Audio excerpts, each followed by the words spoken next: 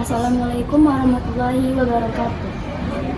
Perkenalkan, nama saya Nabila Putri Hazani, angkatan 7 SMK IT Al-Izhar yang saat ini sedang melanjutkan studi di Universitas Muhammadiyah Riau. Untuk melengkapi nilai mata kuliah saya di Al-Islam semester 2, di sini saya akan mewawancarai Ustadz Saifuddin selaku guru yang menjabat di SMK IT Al-Izhar. Sebelumnya, Ustadz boleh memperkenalkan diri terlebih dahulu. Oke, baik. Bismillahirrahmanirrahim. Assalamualaikum warahmatullahi wabarakatuh. Perkenalkan, nama saya Muhammad Saifuddin. Hari-hari bertugas di SMK IT Al-Izhar School, mengampu mata pelajaran pendidikan agama Islam dan juga aktif di berbagai lembaga dakwah yang ada di Pekanbaru dan juga mengisi kajian-kajian keagamaan di luar. Jadi hari ini saya didatangi oleh alumni untuk mempertanyakan beberapa hal terkait tugas yang telah diberikan oleh dosen pengampu. Silakan Nabila. Di sini saya akan memberikan Ustadz Saifuddin beberapa pertanyaan yang sudah saya tulis. Yang pertama adalah alasan Ustadz memilih menjadi guru. Jawab ya. Baik, alasan pertama menjadi guru. Pertamanya memang tidak ada cita-cita ingin jadi guru. Seiring waktu berjalan ternyata guru inilah yang dijalani. Buktinya apa? Saya tidak ada basic keguruan sama sekali.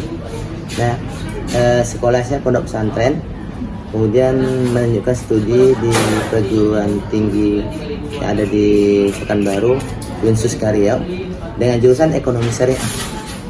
Tidak ada basic keguruan. Namun karena saya dulu barangkali kan di kampung dulu sudah ngajar ngaji, ngajar MDA, kemudian tinggal selama kuliah itu tinggal di masjid, ya kembali lagi beraktivitas menjadi seorang guru mengaji. Disitulah mungkin ada ketertarikan menjadi seorang guru. Kemudian selepas tamat dari UIN, saya coba pula untuk melamar pekerjaan di beberapa tempat, masuk di bank-bank syariah karena tamatan ekonomi Islam tentu kan butuhnya ke lembaga keuangan.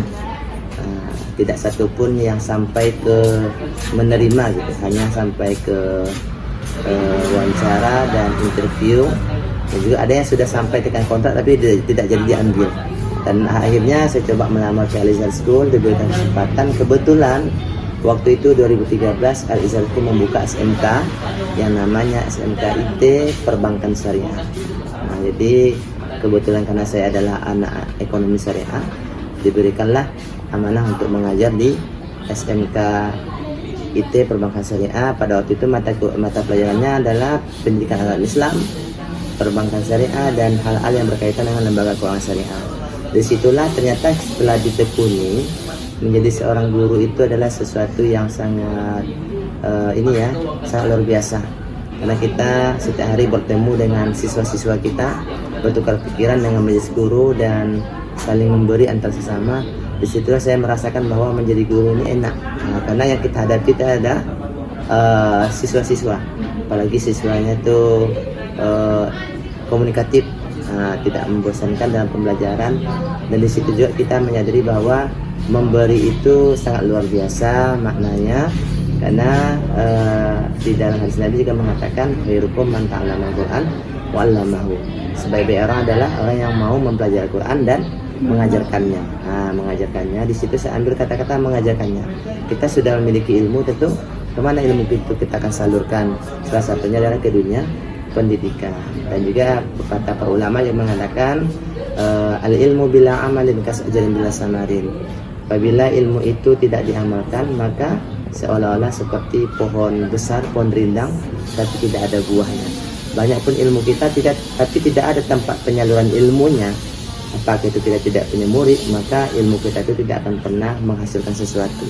Jadi disitulah ketertarikan saya menjadi seorang guru, dan alhamdulillah di sini sudah lebih kurang 10-11 tahun saya berada di Al-Izhar. Jadi begitu Nabila. Sebelum di SMK, Ustadz pernah ngajar di SD atau SMP? Sebelum di SMK-nya, Ustadz dulu pernah ngajar di MDA ya. MDA, kemudian sempat juga menjadi guru-guru pengganti di SMP, di SD dan guru-guru ngaji. serta majelis taklim yang ada di sekeliling tempat Ustaz berada. Di pengalamannya cuma mengajarkan anak-anak secara otodidak, bukan secara ilmu keguruannya. Nah, hasil hari ini pun ilmu otodidak itu yang dibawa sampai sekarang.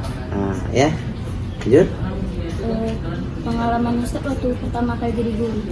Pengalaman menjadi guru pertama kalinya, khusus di sekolah formal seperti ini, tentunya sangat ini ya, sangat tidak sesuai dengan standar kependidikan. Karena kalau menjadi seorang guru itu harus ada yang namanya administrasi pendidikan. Sementara saya tidak pernah mendapatkan ilmu seperti itu, ya. Jadi pas masuk itu, ketika ditanya RPP saya tidak tahu menahu. Ketika ditanya silabus, kemudian apalagi sekarang tuh dinamakan dengan modul ajar ya, untuk kurikulum merdeka.